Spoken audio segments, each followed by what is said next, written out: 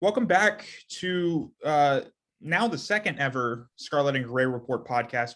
This is not going to be a daily thing. It just kind of ended up happening that way. But today we brought on my name is Colin Gay. I'm the managing editor of Scarlet and Gray Report, the Ohio State Rivals site. And today we have on a special guest, Eric Lammers, our recruiting editor for the site. And first of all, how's it going? It's going well, man. It's good to be on here. Good to do this. I was pretty excited when you contacted me about this idea of kind of getting together and doing something like this with a podcast and some videos. And because I like getting on here and talking ball, I like talking recruiting. So when you pitched this one to me, I was all about it, man. Yeah, absolutely. Yeah, no, man. I'm excited. And we have, National Signing Day is tomorrow. Ohio State's National Signing Day isn't really going to be all that interesting. There's two guys, Amari Abor and Carson Hinsman, that are expected to sign. And they're pretty much in from what I hear.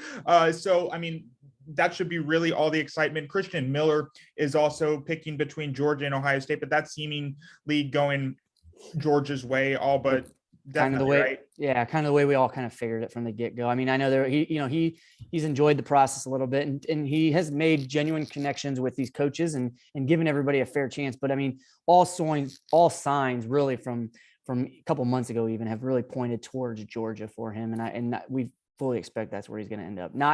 For the very least, not picking the Buckeyes. And as you said already with Abor and Hinsman, don't really expect any fireworks there. I know there's been some people talking about Abor, is he considering some of these other schools like Texas A&M, Miami and things like that, but I haven't really heard anything from him. He's went radio silent. I think he's focused on basketball. He made his announcement down there at the Under Armour All-American game, and I think he's pretty much been locked in since then. I think a lot of that other stuff was just kind of, I don't know if you want to say it, recruiting drama, but you need some flair going down the last stretch, right, for some of these guys and things like that. But I fully expect him to be a Buckeye tomorrow. Well, really with, a guy like Christian Miller, Ohio State doesn't have room for him. And so it's not even in the conversation, especially defensively, where they have 49 guys and they really need to cut it down to like 41 or 42. Right. So it's really not a conversation to be had there. There's going to be moves made, whether it's Abor, we're expecting him to be a Buckeye. But whether it's Abor, whether it's elsewhere, it'll be interesting to see. But it looks like tomorrow's going to be a relatively easy day tomorrow. But with it kind of culminating the close of the 2022 signing class, I kind of wanted to get into a bigger thing, kind of have some fun with this class. But first, I kind of want to ask you a question because yesterday we were talking with Tim Walton, Perry Eliano, Justin Fry, and then Jim Knowles for the first time we were introduced. And, me getting back into the college football game kind of 6-7 months ago, it was kind of interesting because Ohio State kind of, they revamped their entire defensive staff pretty much except Larry Johnson. They brought in a new offensive line coordinator, and kind of as you were telling me off air, as soon as they sign the contract, as soon as that is finalized, they have to go out on the road. A lot of these guys, they have somewhat Ohio ties, but it's interesting how they're expected or they need to kind of immediately from the get-go, even without Ohio ties, even if it's their first time in Columbus, go out on the road around the country representing the Ohio State brand. Is that interesting to you, especially with a defensive kind of revamp that Ohio State had? Right. So it's a unique situation that you kind of put these guys into. Obviously you're coming from your old job where you're recruiting for the other schools like Cincinnati, UCLA, Oklahoma State, and like that. And then on a kind of within a week's time or whatever, now you're recruiting for Ohio State. I would say it is fairly unique. Obviously, some of these coaches, what you're going to do is you're really going to try and put these coaches in positions where they're familiar, right? So that's why you see area recruiting become a big part from, hey, just go back into the area that you're very familiar with. Now, the only thing that's really changed for you is that logo on your shirt, because, and I think I heard Justin Fry mention it yesterday. It's almost a little easier when you're walking into schools and you got that Block O on your chest. Because obviously brand recognition is a big thing for these guys. So, go out into your areas, go where you're familiar with, go where you're comfortable with, and really now you're just spreading the word about, Ohio State and how things are going to change and this and that. Or if you want to, because Fry did this as well, he went around and really made sure to see a lot of the top 23 offensive line targets. And I think that's something big too, because you're just getting out there, especially at offensive line, in a position where you obviously are looking for a step up in recruitment. there from at that position, where you really want to get eyes on some of these prospects to see, what their height and weight look like and if they fit what you're really looking for in this class. And I think that's pretty important to get out there and do that as well. The one that's really interesting to me would be Tim Walton. I mean, we talked about it off the air, he's not been on the road since 2008. And so now it's the game's changed quite a bit since then, obviously. And so what I would suspect they probably did with him, just to really ease him into things, tag along with one of the coaches that you're familiar with, get comfortable, get out there, and really maybe be more position focused, on some of the defensive backs that are out there in the 23 class and whatnot, because he probably is not very familiar with an area anymore. He recruited obviously an area back in 2008 and before that, but a lot of things have changed. A lot of names have changed in those areas. So for him, it's probably about getting out, tag teaming with somebody, and really being focused on that position group. Well, the interesting thing, so I asked him specifically about this because, again, like you said, I mean, it's fascinating. Like, he hasn't been on the road in a long time. And then the thing is, I mean, he played at Ohio State. So his knowledge of Ohio State, of the brand of Ohio State, it's only gotten so much bigger. It was big then when it was like the early 90s when he played at Ohio State. So he had to be recruited out of state. He's from Columbus, Georgia. But it's only grown. It's only heightened. And that's like the Urban Meyer era. That's Ryan Day. That's, even Jim Tressel, like just kind of the building up the national titles, things like that.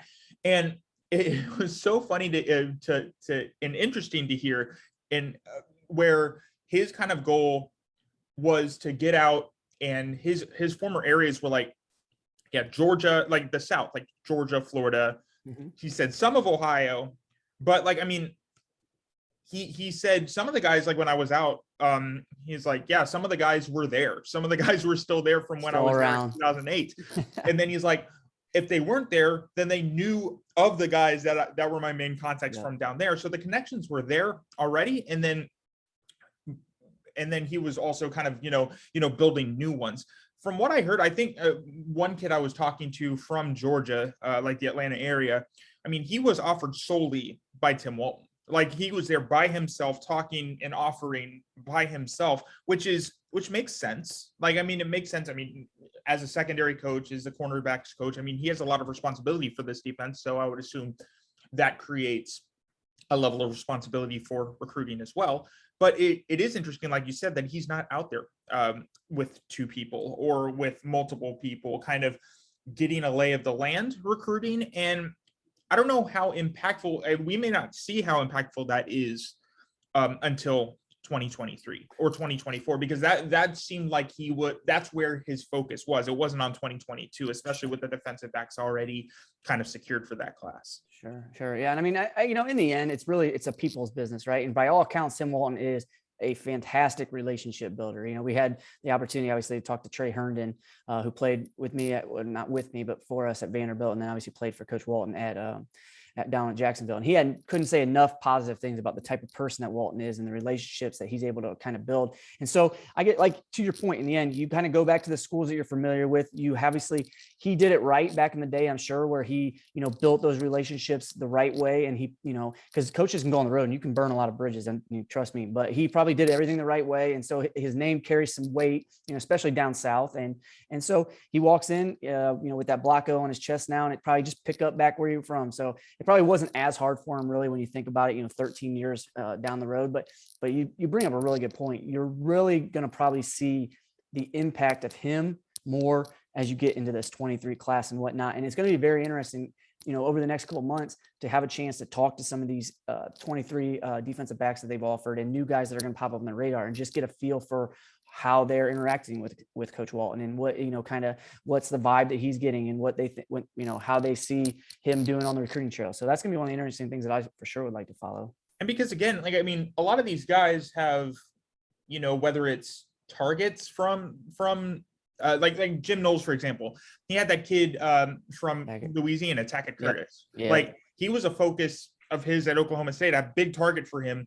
And all that happened was when Jim Knowles went to Ohio State, he's like, now I represent Ohio State and I want you to come here. It didn't, like, the relationships between, and this is one of the things Perry Eliano talked about, the relationships between kid and coach doesn't change. It's just the location of where that coach ends up being. Right. And it'll be interesting where, I mean, yeah, like you said, and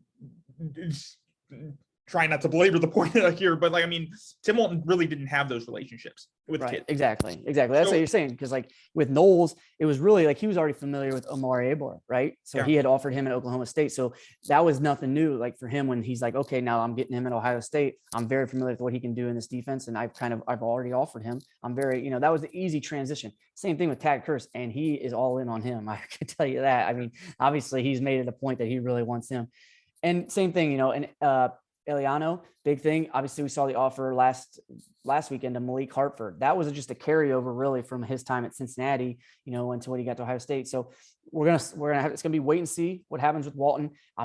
Would fully expect that it will just be a matter of time for him to really get comfortable, because like he's still probably got to watch a lot of film too and get familiarized with guys, because every coach is different, like what they prioritize, what they like, what they're looking for. And so what Coombs and Barnes were looking for last cycle, he might not really like that in defensive backs, or he might look for something else when he's watching film. So he's got to go back and refamiliarize himself a lot. And that's really across the board. Fry probably the same way, but yeah. So. He has big shoes to fill. I mean, like Kerry Coombs would, if he may have not been the best defensive coordinator, but I mean, he was a hell of a recruiter. And that was way back to his first stint with Ohio State. A long time ago. So, and he'll be battling against him in state.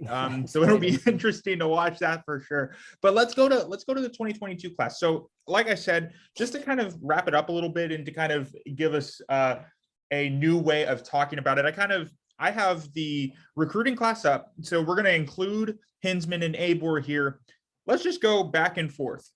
Eric, I'll let you start, but let's draft these kids. Let's take a look and see, okay, what if we were to pick, in order, who would we take in? If I was Ohio State's recruiting coordinator, if I was Ryan Day, like who would I take for my class out of these 21 players? And I'm sure, I mean, you've done your power rankings. If you've read Scarlet and Gray report, you kind of know where this is heading. You kind of know kind of the order of these players, but I'm curious as to hear in this situation and kind of wrapping up why you would take these guys and in what order. So I'm going to give you the floor here. If you want to get started here, who would you take first out of this class?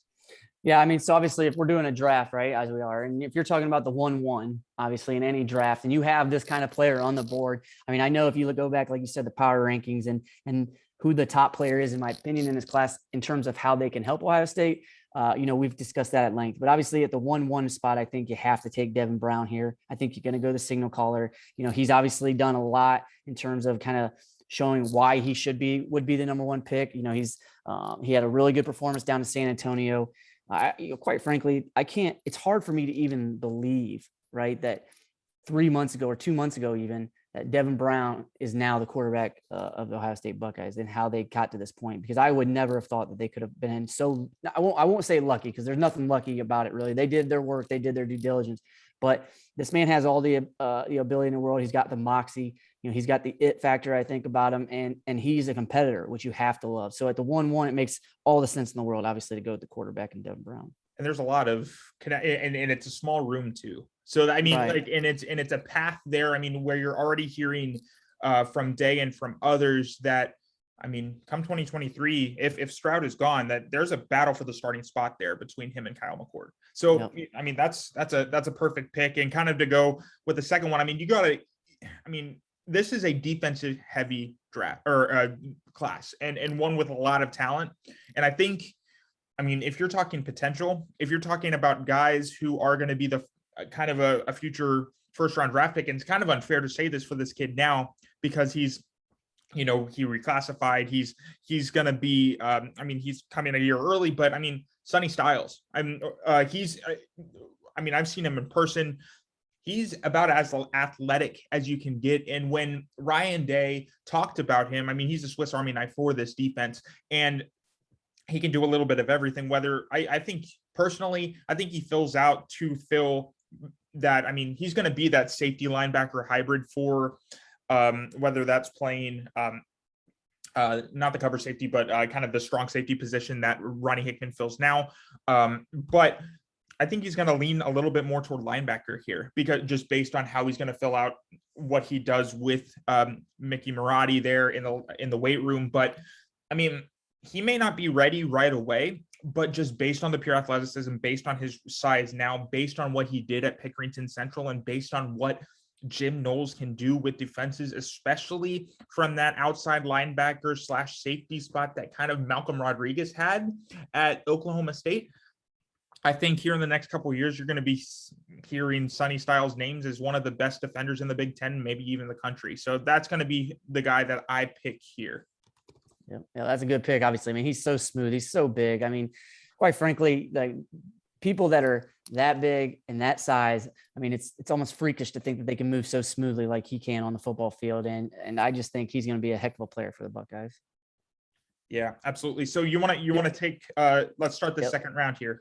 Second round. Here we go into it. And this is obviously, I'm all for you taking Styles at pick 2. I think very highly of him. I like him. I think his upside, like you pointed out, to the NFL is probably a little bit higher just because of his versatility than the guy that I'm about to pick. But I mean, I am ecstatic to get CJ Hicks with my second pick here in the second round. So CJ Hicks, I mean, he's Mr. Buckeye. He's the leader of this class. He just has that alpha kind of mentality to him where he is, he walks into a room and people want to gravitate towards him. And that's going to go a big way, I think, towards him becoming a leader of this defense, something that I think they could really use. And I think the biggest thing though, I mean, he has all that stuff off the field that he can, can really step in. But I mean, the way he plays the game is the way you need the linebackers to play the game this year, in this day and age. He's a sideline to sideline guy. He's athletic. He's, he can get anywhere you need him to be.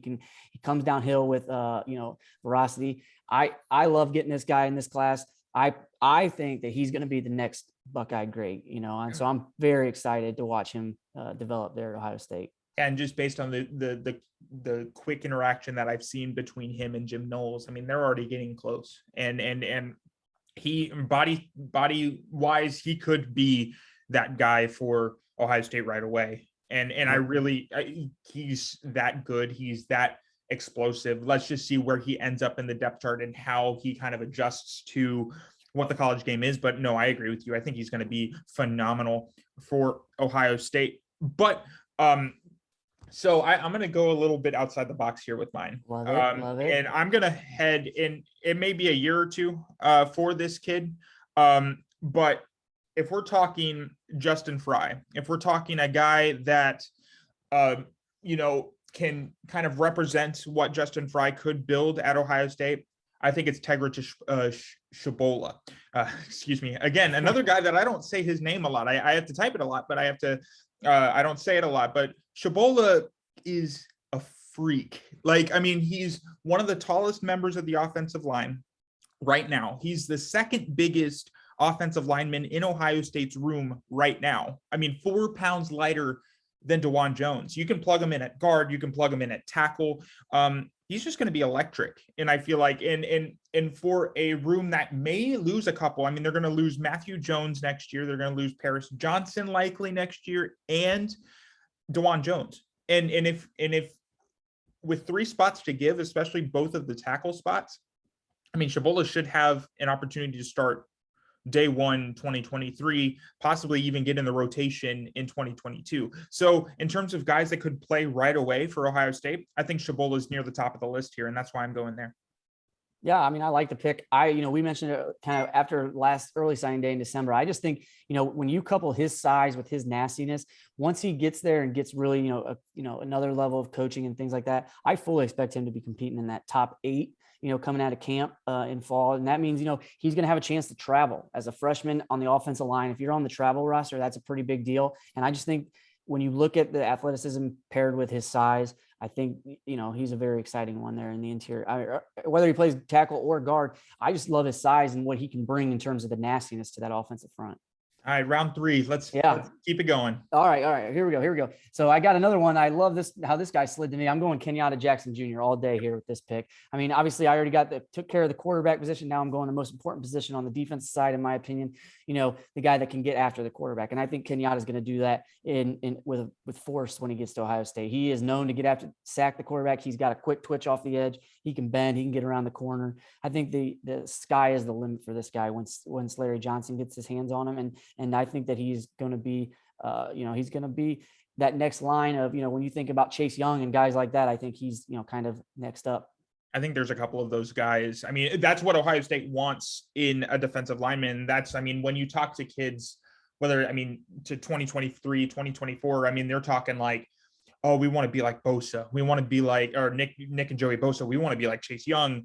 I mean, Kenyatta Jackson Jr. could be that for Ohio State. It may take a bit just because of how filled that room is.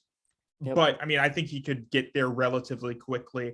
And honestly, I mean, from here, I'm going with the hometown kid. I'm going Gabe Powers here. And just because of his versatility and his ability to possibly fill in a spot for Knowles right away. And that could be, I mean, there's a big discussion with Oklahoma State's defense about the Leo position. And you have a guy who, I was going through the audio earlier today, he needs to be quick to make decisions. He needs to know defenses in and out. He needs to be able to be versatile in coverage. He needs to be able to rush the quarterback.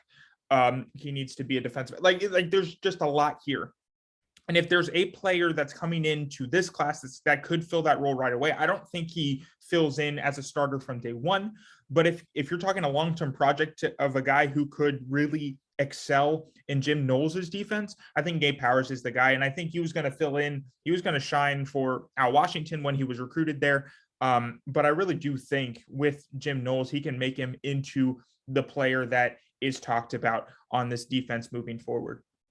Very good. Very good. Love it. Love the pick.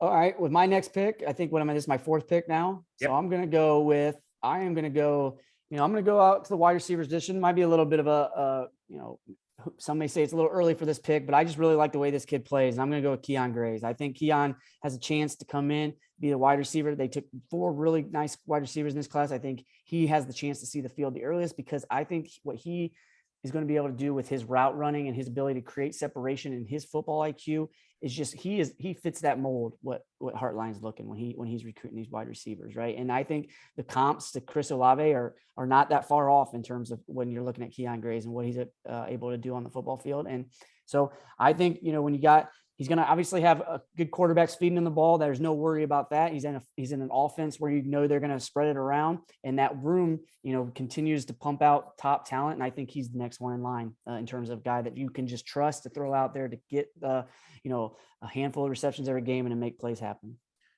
I mean, he's a guy that he may not be the fastest guy, but if he's the most secure guy in terms of pass catching, I mean, he's gonna make an impact from day one. That's all that Brian Hartline needs. And Chris Olave proved that. He wasn't faster than, say, Garrett Wilson or Jackson or Emeka or like these guys, but like if he's consistent, then I mean he's going to make an impact from day one.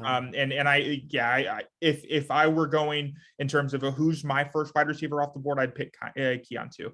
But I guess for me, I'm going to go who to go, because let's go Jair Brown, the defensive back, and I think just because of the potential that he has immediately, and just based on the precedent of Ohio State defenses in the past. I mean, you look at a guy, he is not far off from what Denzel Burke was, like in terms of size and ability and things like that. I mean, Denzel Burke was a converted wide receiver, and he was very, very good from day one. And Jair Brown started both ways as well. So he played wide receiver and cornerback, but he's a guy where you look at the size and you're like, yeah, that could be Denzel Burke. And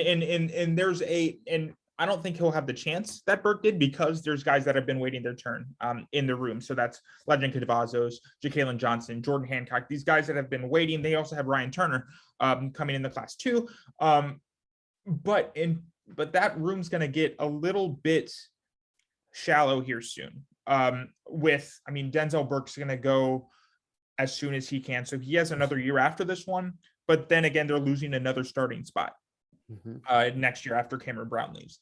So, I mean, could Jair Brown go get into the hunt for a possible rotation spot here late in this year, heading into next year? Yeah, I think he could. So that's kind of my reasoning for, if I'm building a team, that's the potential I want to see. Yeah, I mean, I'm pretty high on Jair. I think that I wish he would have had a chance to show out down in San Antonio for the All-American Bowl. The COVID obviously kept him from doing that, and I think he would have kind of established himself down there if he would have had that chance. But I think that's a really good pick for sure, and I'm excited to see what he can do in Columbus. All right, for my next pick, I had somebody in mind I definitely was thinking about going with, and hopefully you don't take him next and I can sneak him on here still. But I'm actually going to go. I'm going to go stay on the offense side of the ball. I'm going to go Carson Hinsman. I think Carson has all the potential in the world to be a Sunday player. I think he is, once he gets to Columbus, once he fills out and he really gets comfortable at that center position, I think he's got all the upside in the world. The way that he works himself to the second level, the way that he can get out in space and block and close down space is phenomenal. The way that he has just something about him. He's got that mean, nasty, he's kind of country strong, right? From up there from Wisconsin. So I really like him. Whether it's guard, whether it's center, I think you just have to be pretty ecstatic to get that guy in here. And I think he's going to be one of those guys, like you said with Taggart earlier. I think he's got a chance, not this year, definitely not in year one, but I think in year two, we really should be looking for him to be battling in that top 8. Ohio State has shown that it really likes that versatility, whether it's a guy that can play 2 guard spots and the center position.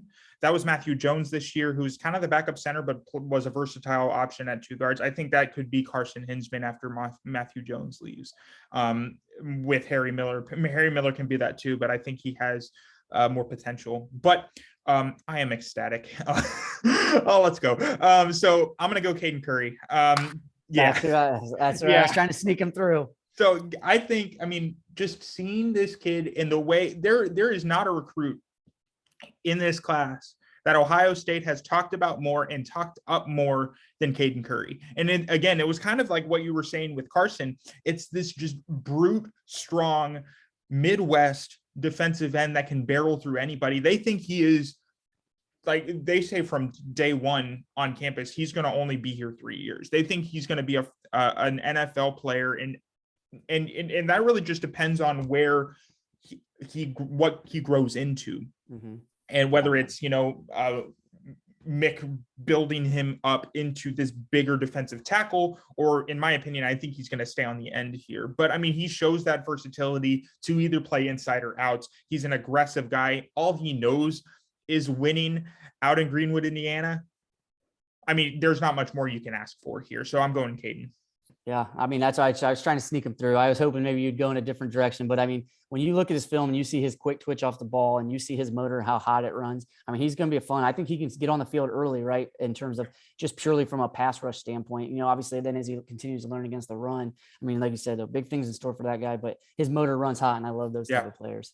All right. Well, so my next pick, then I'm going to go with, can I go receiver? I think I'm going to go, who both of you and I have really liked. We talked about him in the past and we kind of talked about how he might be, a little bit slept on in this class. I'm going to go with Kai Stokes. I think Kai Stokes has a chance to be a really, really good player in Columbus. I think he's been a little bit of a forgotten man, I guess, because, they did have so much emphasis down the stretch on a couple other, on Zion Branch and on Xavier Nwamka out of Iowa, but and they missed out on both those guys. But in the end, I think it's not that. Anytime you miss a guy, it's, obviously that hurts in the moment. But I think Buckeye fans maybe forgot a little bit about Kai and what he's bringing to the, to Columbus. He is a quick, twitchy, downhill force on that back end. And I really believe that Buckeye fans across the state are going to know, and across the country are going to know him because of the way that he comes and he just brings the wood. He is not afraid. Once he reacts and diagnoses a play, he's coming with full force and he runs a sub 11-100. So he's, so he's a fast dude that just loves ball. And so I'm pretty excited about him. And I like that we got him here. And I think that he's going to prove out to be one of the guys that we were talking about as a sleeper in this class. And he's in Columbus. He's here. So I think that only helps him here in terms of development in a room that kind of sees, if he goes to the free safety route, which I expect him to, there's a leader in that room with Josh Proctor coming back from injury. He can only learn there and grow from there. And again, you're right. I think he has the potential to do wonders for this defense. And I guess for me on this next, and that's a really good pick, I'm going to go receiver. I'm going to go, and maybe it's unfair because he's a different kind of bat or wide receiver than Garrett Wilson was, but I'm going to go Caleb Burton. And I think this is one of those guys that he missed a lot of time late at Lake Travis in his career, but the way he's built, the program he comes from, he's built similarly to Jamison Williams here, that came in Ohio State's class. There's really not more. He's not going to be the first receiver out there. I think that will be Keon Gray's or Kojo, but I really do think if you're talking top tier talent, he knows how to play football. And that's me being biased. I'm from Texas. So that's me loving Texas high school football, but he's ready to make an impact. And Ohio State has had a lot of success there at Lake Travis before from a receiver. So, why can't Caleb Burton be next in line there? No, it's a great pick. He's well coached. He has he's very smooth on the football field, natural ability to pluck the ball out of the air. He's another one. He's very good. Honestly, this wide receiver class is just another filthy wide receiver class by Heartline. He's just killing it on the recruiting trail. So, but yeah, great pick. So for my next pick, I'm going to go, let's see. I think I'm going to stick in the defensive back field, I need to get myself a cornerback, and obviously I'm going to go with Ryan Turner. I think Ryan Turner is a very good player. I think he kind of, again, another, just for whatever reason, just a little bit more unheralded, I guess, in the process. But he's coming, like you talk about playing against some of the best competition. He's coming out of South Florida, right? Down there playing at Chaminade Madonna. So he's seeing speed on speed down there. He knows what it takes. He's going to come up here with Kenyatta Jackson. So he's going to have some comfortability in terms of, who he's familiar with and things like that, which helps with as you adapt when you get onto campus and things like that. And I just think, that he's going to continue. There's one thing, right, is that these corners at Ohio State are going to be tested daily when they are going against some of these wide receivers on the other end. And I just think this kid has the mental makeup to get out there and to really thrive. And it's one of the more important positions on the defense. And so give me Ryan Turner here for sure. No, that's a really good pick. I was just writing about him today. And he's a very, it can't hurt to play with Kenyatta Jackson. He hasn't gotten a lot of attention in terms of a corner and especially with his stats, because opposing quarterbacks are not going to throw to this kid. He's quick, right, and he's right on receivers. So he may not have the stats, but he has the potential to be something special as well. And so I'm going to go with the unproven one, and I'm going to go Omari Abor. He hasn't really made a lot of noise because he hasn't been here, and he hasn't been signed. He's not early enrollee, but Larry Johnson sees something in this kid, and he's from Texas again. He's one of the more kind of higher heralded prospects that Ohio State has had. He's the number 14 strong side defensive end in the class, 17th in this state. He's gotten offers whenever you can get Alabama and like Georgia and like all these guys or Texas A&M, like we were talking about, like these programs that can offer a kid. There's something special here, and he may not be. I like Curry more than Abor here, and I like Jackson more than Abor here. But I think if you're talking a kid that can grow into something and can be kind of that, can tag team with Jackson Jackson and Curry on that line in the future, I think you got to go there. So I'm going Abor. Yeah, he's a little, like you said, he's a little more unheralded, I guess, in this, but he has already the ready-made size, really. If he's up there at 270, 275, he doesn't need to put on the size that Jackson and Curry even need to put on, really. But so I think, and you said it right there, I think he tags up with those two guys really well in this class, because I think he can be really good against the run, especially initially in his career. So while the other two are going to probably excel against the pass, so they complement each other very nicely there. And I think, Buckeyes are another one, lucky to have them. So if I'm my next pick, I don't know if I can squeeze. I kind of want to. Well, there's a couple good guys out here on the board still. There's a couple. All right. So I have to go him. I have to go Kojo. Kojo is he's a really, really good player. It's almost criminal that he's probably slipped this far, quite frankly. He has another gear when he gets the ball in his hands. I expect him. He probably has a really good chance to contribute early on special teams and then work his way onto the field at the wide receiver position, down the road a little bit more. But he just, watching him down in San Antonio at the All-American game, watching his film from high school, like I said, he's got that different gear, but he also just knows how to get open as well. He knows he's a good route runner. He gets in and out of his breaks really cleanly. And again, just throw it in his hands. his hands probably aren't as soft as Keon's.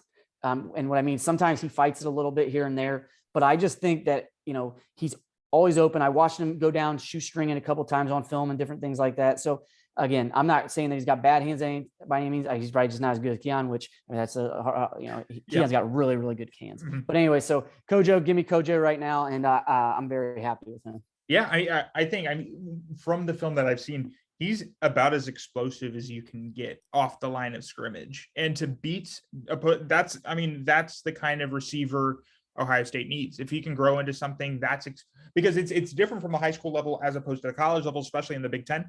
But if you can get to that point where you see that same explosiveness right off the line of scrimmage, seeing that much distance between the receiver Answe and the defensive back, Heartline, that's being hard. That's in Heartline's wheelhouse. That's what he does. That's right. Who he gets.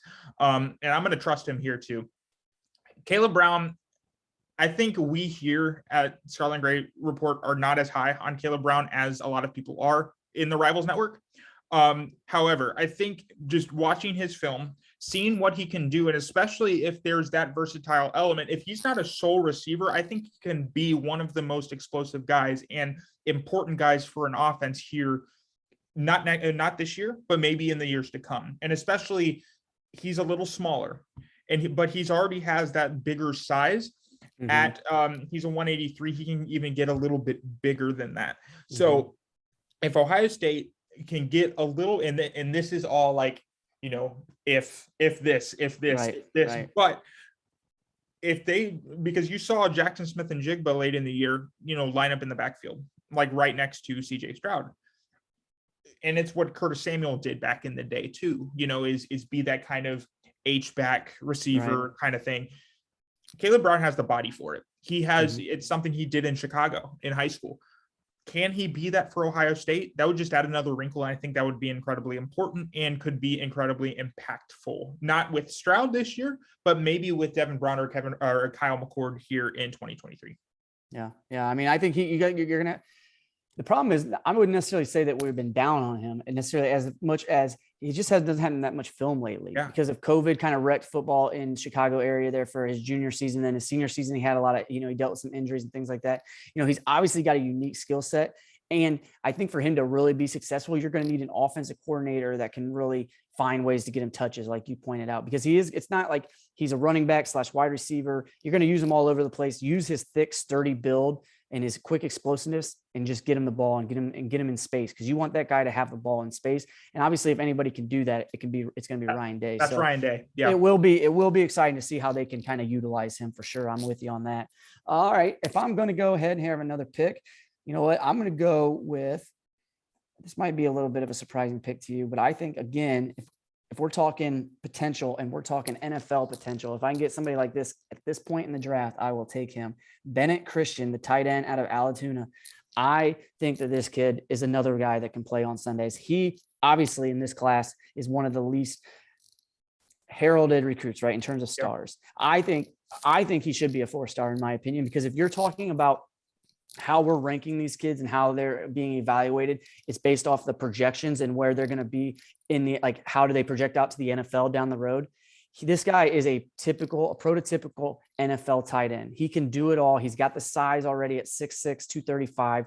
But I mean, okay, so it's not his fault in high school there at Alatoona. He wasn't really, the tight end's not a big part of the scheme, right? But when he did get out in routes and get the ball thrown to him, he showed that he can make catches all throughout his frame. He doesn't need the ball right on him. He can be a quarterback's best friend because he can go up and get it wherever it needs to be. But he also excels in the run game. And let me tell you this, from a couple of times when I talked to him and getting to know him, he's a great dude, very great dude, but he has a nasty prick side to him. And he instills that when it comes to the run game, and he knows how to utilize that. And it's a tough family. The family is just a bunch of tough dudes. Dad played at Penn State.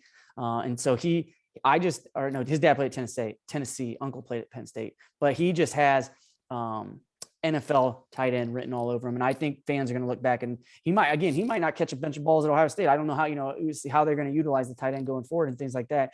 But this kid, I guarantee NFL teams are looking at in 4 years. Well, the thing is that, he's kind of, if you're Kevin Wilson, if you're the Ohio State offense right now, Bennett Christian is the perfect fit for what this tight end position is, because he's not used to being a part of the offense that much at Alatoona. I mean, he's probably not going to be part of the offense in terms of heading into 2022 and maybe even 2023. I mean, look at the top of the depth chart here. I mean, it's Mitch Rossi, who's a fullback / tight end here, and he's a run blocker. G. Scott moved from wide receiver to tight end, got a little bit bigger, but hasn't been as much of an option because he's more of the pass-friendly guy. Bennett Christian could jump people because of his blocking ability and his size from day one, and he's here. So, I mean, that can't hurt him either. So he could start, you could see him playing a big impact from day one for this Ohio State football team. And that's a very, very good pick. I was going to go there. But if we're talking, I mean, we're getting close to the end here. We got a couple of picks left. I think we're going to be uneven here. Yeah, 21. So, hell, fine. I'm going to go Avery Henry. And this is why. I think Ohio State has a track record for developing in-state offensive linemen. And when you have a kid, and that goes back to Thayer Munford, that goes Paris Johnson, but Paris Johnson was a 5-star. Everybody knew about him. Thayer Munford didn't get the light of day from a lot of programs. However, it hasn't worked over the last few years. And that, I mean, and whether that's Greg Studrawa, whether that's just the guys, them not being able to get in the class, and that goes with, I'm blanking on his name, the kid from,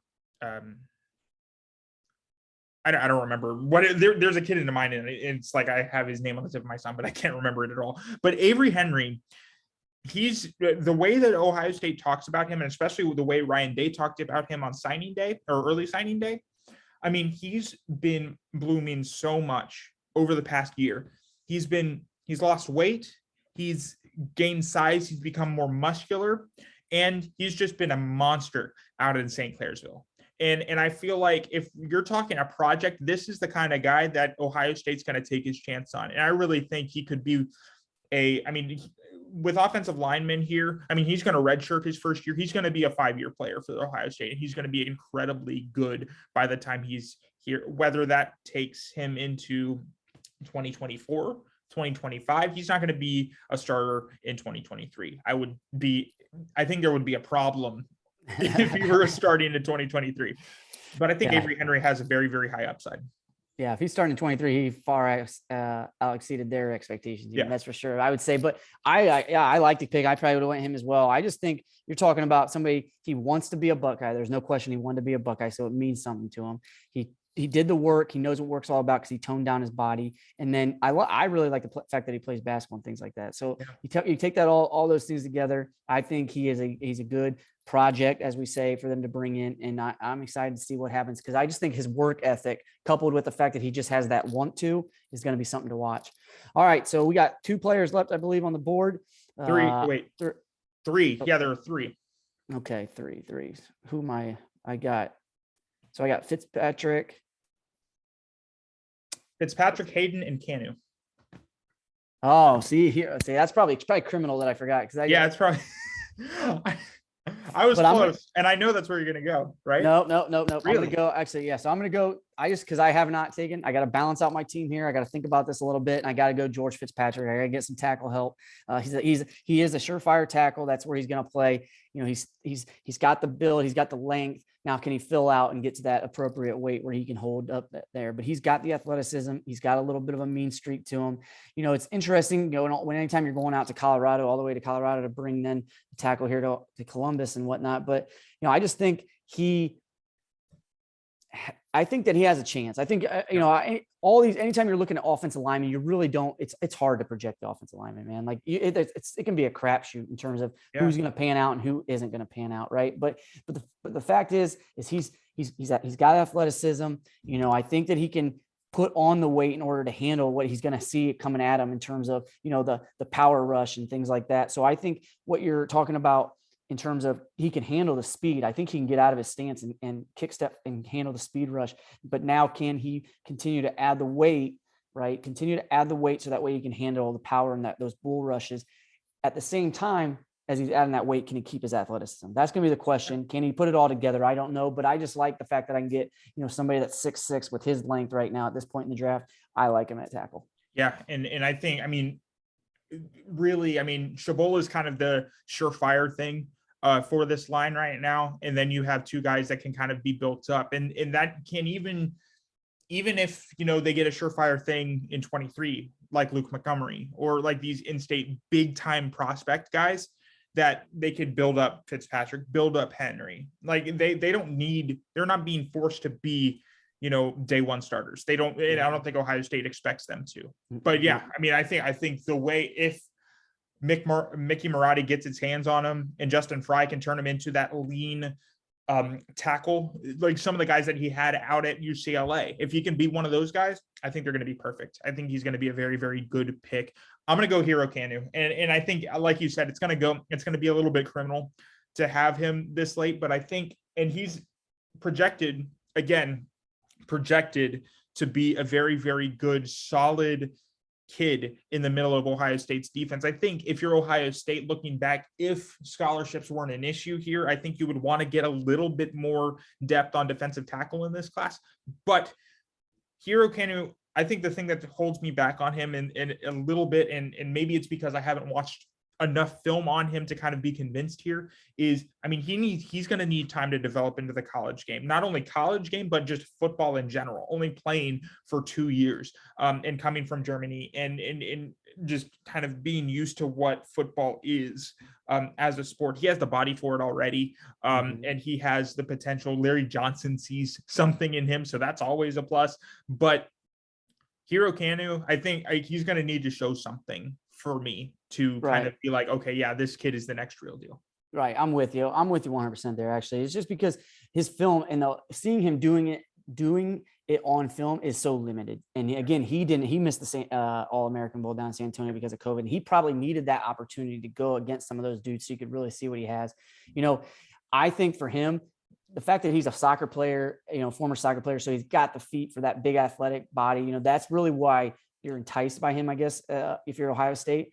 But can he, it's a war down there in the trenches. It's nasty, right? And so, does he have that mindset to be, down there and just hand fight and battle and nonstop? I think that's what I really want to be able to see, because it's tough, man. It's a nasty game down there. And so I just really want to see how he adapts down there for sure. And so I'm right there with you on agreeing everything. And then, so obviously last pick, I guess this is more indicative of just, I guess, the position, right? Yeah. More so than it is the talent, right? Because Dallin Hayden, he's very talented. He's well worthy. He's being higher than this probably. He's, he is a very, very good running back. He's a physical running back. He, one thing about him, and I think that this gives him a chance to see the field a little bit earlier than maybe some have projected.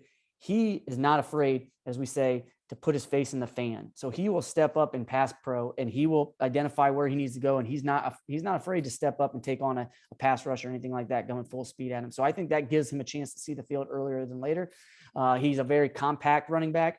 He's got good speed. He's got good vision.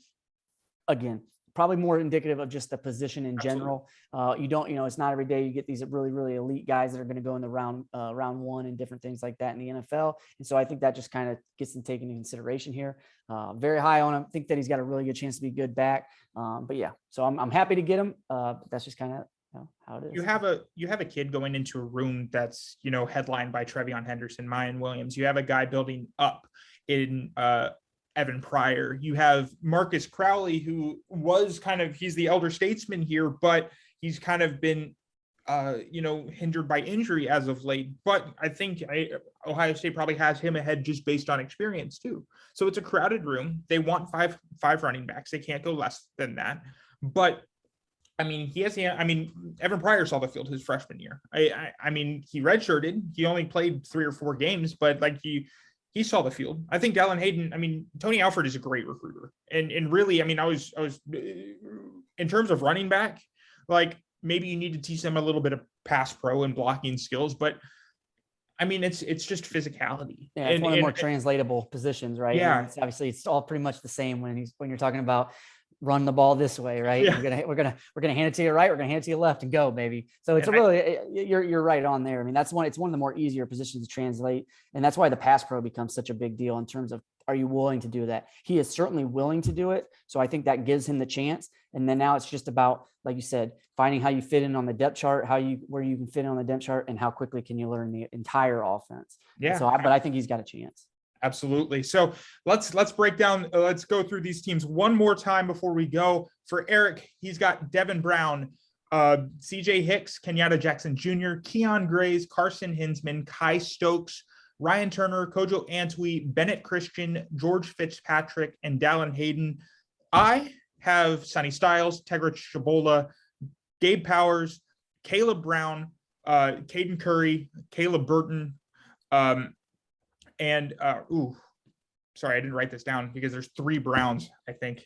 Jair Brown, excuse me. And you have Kiro Kanu and Avery Henry. So, and we'll put these all on the board so we can all discuss them. Join us on the board so we can talk about this, and you can tell me how I'm wrong and Eric's team is so much better than mine.